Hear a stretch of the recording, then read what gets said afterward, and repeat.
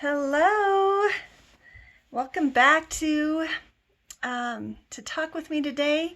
If this is your first time here, welcome. I'm so glad you've joined me today. And if you've been here before, thank you for coming back. I really look forward to this time with you. I look forward to your comments. In the bottom underneath this, you can put in a comment about whether this affects you, whether what we're talking about today relates to your life as well as mine. And also, if you get a chance, if you're liking these videos, go ahead and click subscribe.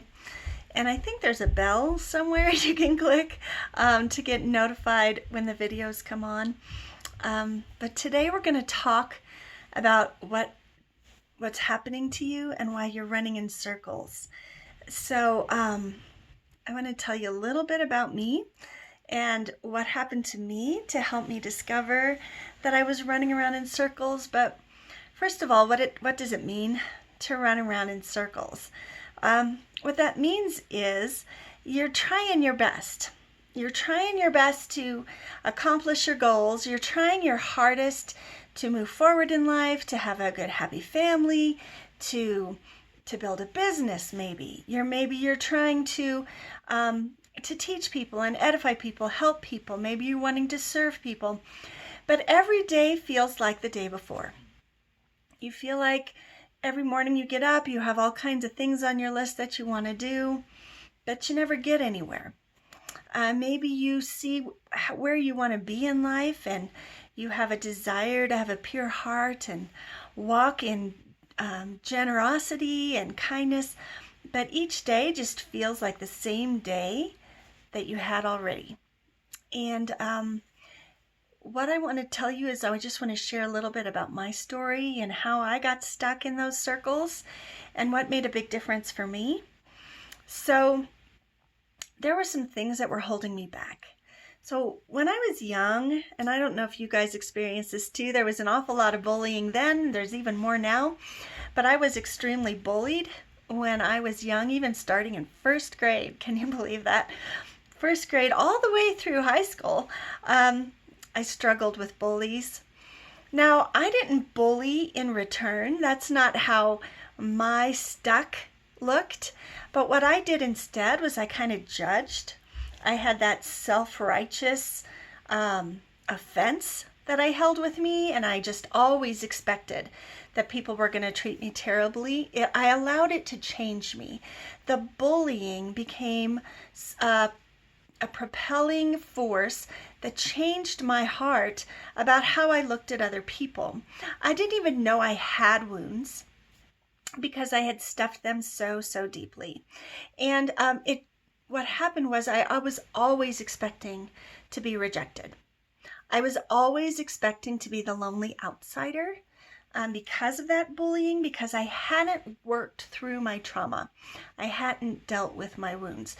So then how I faced every single day was that even when I had goals to serve other people, I still assumed they were going to reject me.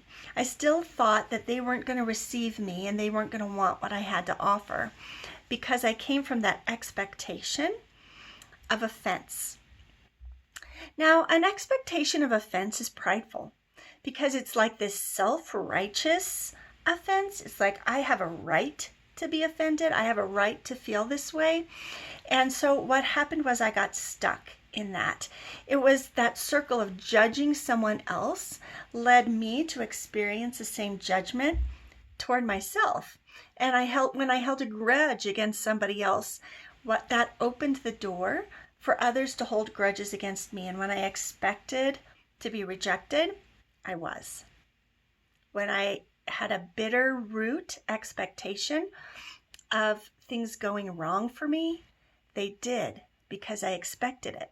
And so I walked in it. I set that up for myself, that I was always going to be rejected. I was always going to be lonely. And I even spoke those words over myself. I spoke those vows and curses over myself. And I became stuck in a never-ending hamster wheel of rejection, which led to loneliness, which led to offense. And it was just this constant rejection hamster wheel circle that I got stuck in.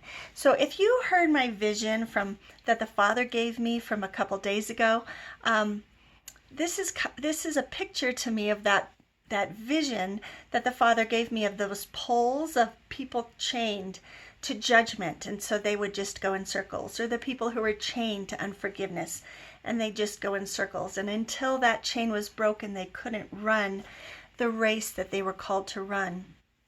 We all have an opportunity to let pride, offense, judgment, unforgiveness, wounding, trauma, hurt, it's going to happen.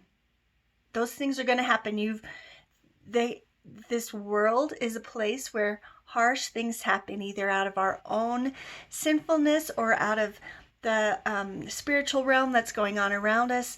And when we are wounded, we think we have a right to hold on to that self-righteous offense. And we feel like we have a right to nurse that pain. It then turns into a circle of pain that becomes bondage. So, did you know that God resists the proud and He gives grace to the humble? So when we rise up in that self-righteous offense, He actually resists us. And we can't move forward. We've got that thing that's keeping us from moving forward in what He's called us to do. Yeshua Himself had more opportunity to be wounded than you do, didn't He? He had an opportunity to nurse His grievances. He had that opportunity when He was wounded to wound in return. But He didn't.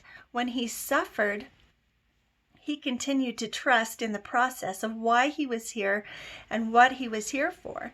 And we learn about that in 1 Peter 2:2-3. And I'm going to put down in the bottom some verses for you to look up in Matthew and in 1 Peter and in Hebrews that talks about how when we forgive other people, we'll be forgiven. When we don't judge other people, that leaves us open to not being judged. But when we do judge, it leaves us open to judging. I'm not talking about judging sin. I'm talking about judging people. You've judged somebody because of what they did to you, and you've held that up as a self-righteous offense. And because of that, then you are stuck in the same judgment, and that's your circle.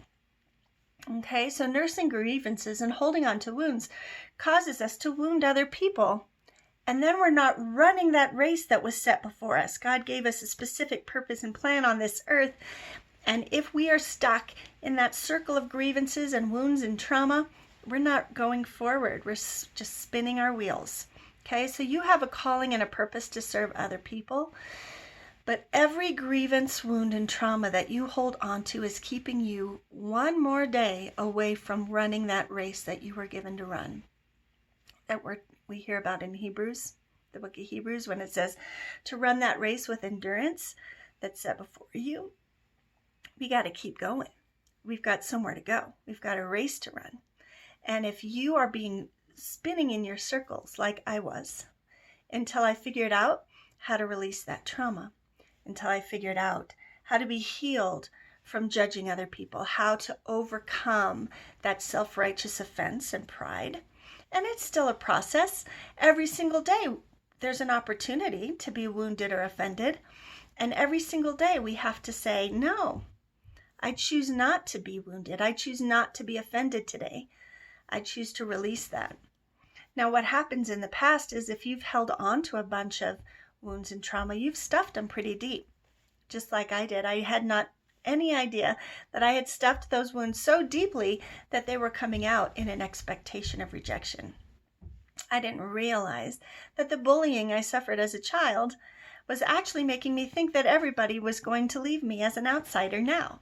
I didn't realize that that was still a problem for me until I realized what my behavior was on a daily basis that kept me in a circle. So I'd love to hear about your wounds, your trauma that's kept you back, any circles you've been running in that you need freedom from. And don't forget to go to EileenCJones.com because there's a place there called Anointed to Soar. And what we do in Anointed to Soar is we help you figure out the wounds and the trauma you've stuffed that's changed how you respond to the world. It's changed how you look at relationships. It's changed your marriage. It's changed your relationship with your children. It's changed your relationship maybe even with parents and siblings. because those wounds that you have not dealt with, that you thought, I'm not going to deal with this, I just can't deal with this today. Everybody has said that, right? They've become a way you've responded to the world now. And so if you are constantly running in circles, there's something deep down inside that needs to be healed so that you can run forward. All right. So I'll put the verses down in the bottom that you can go and study. They're in Matthew, 1 Peter, and Hebrews. And I'll put down in there the place in Anointed to Soar that you can go look and set up an appointment to figure out what wounds are keeping you stuck. And I'd really like you to go back and watch that video about the visions that God gave me in the night about the people running in circles. And so it was a pretty amazing vision that the Father shared with me. And I've just had quite a few days to ponder what it meant and pray over it, pray through it. So I hope that you have the same opportunity. And bless you today. Hope your day is great. Thanks.